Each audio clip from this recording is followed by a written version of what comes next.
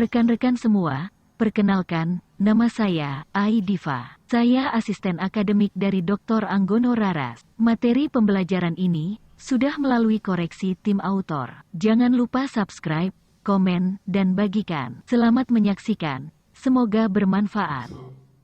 Rekan-rekan semua, pada pertemuan kedua ini, temanya adalah perencanaan strategi. Seperti telah disebutkan dalam konsep manajemen strategi, pada pertemuan pertama, proses manajemen strategi memiliki 3 tahapan, yaitu perencanaan strategi, implementasi strategi, monitoring dan evaluasi strategi.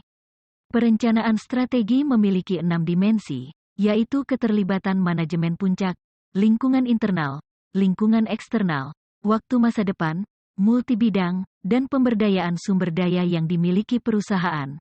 Pembahasan selanjutnya merupakan pembahasan tentang masing-masing dimensi perencanaan strategi secara lebih detail.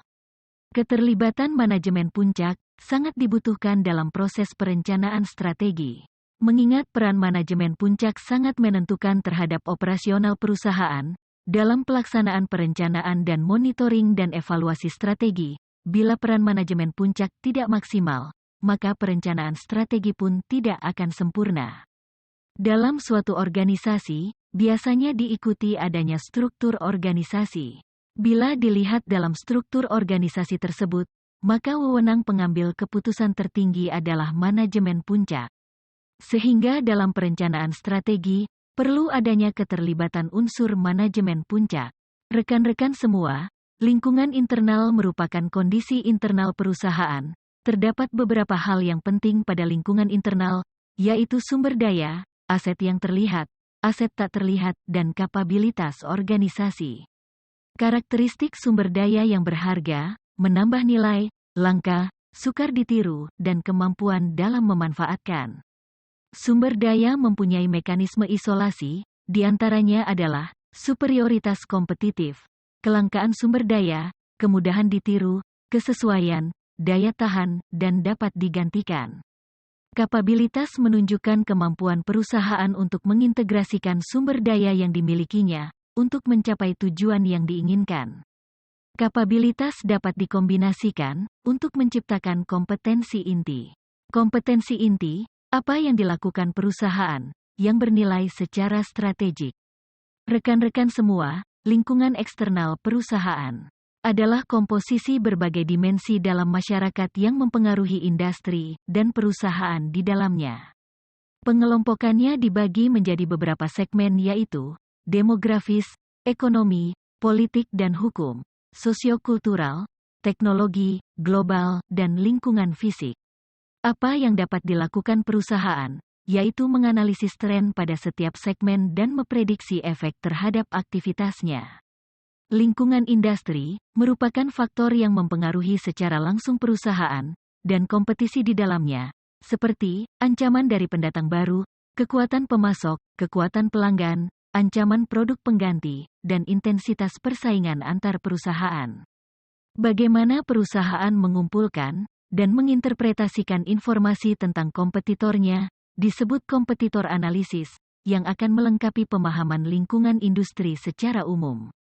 Rekan-rekan semua, waktu masa depan merupakan dimensi dalam perencanaan strategi. Perencanaan strategi merupakan cita-cita perusahaan yang ingin diwujudkan pada masa depan. Perencanaan strategi dibuat saat ini untuk diwujudkan masa depan berdasarkan analisis lingkungan internal dan lingkungan eksternal. Perencanaan strategi dapat digunakan untuk berbagai bidang, berupa integrasi dari berbagai fungsi organisasi yang terdapat dalam sebuah perusahaan. Fungsi yang ada dalam sebuah perusahaan dapat dilihat pada struktur organisasi yang ada pada perusahaan tersebut. Pada struktur organisasi, dibuat posisi manajemen puncak sebagai pengambil keputusan, kemudian disusul dengan adanya fungsi yang dibutuhkan oleh perusahaan tersebut.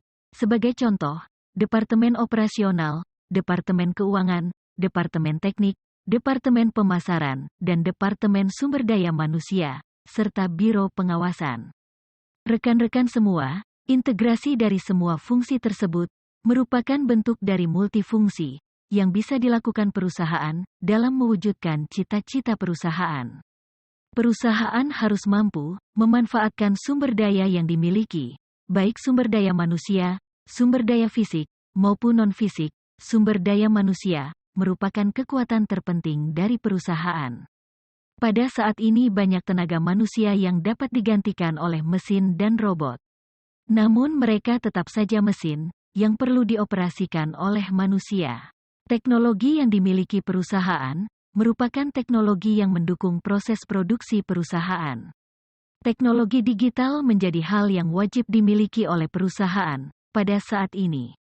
Pada saat ini komunikasi secara online menjadi hal yang biasa selama 3 tahun terakhir ini. Bekerja secara online, belajar secara online, dan belanja secara online. Hal yang perlu diperhatikan adalah penipuan secara online. Semoga video ini bermanfaat.